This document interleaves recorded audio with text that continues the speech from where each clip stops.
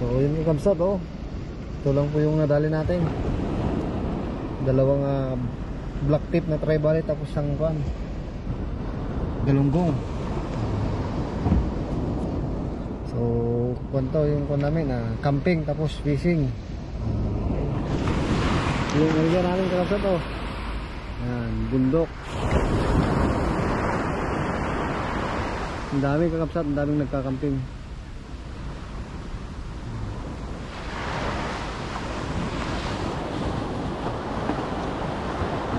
Yan yung namin, oh, camping site. Yan.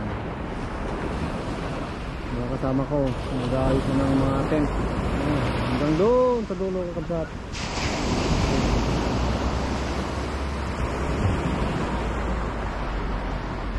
Yung sa kabilang dagat, oh.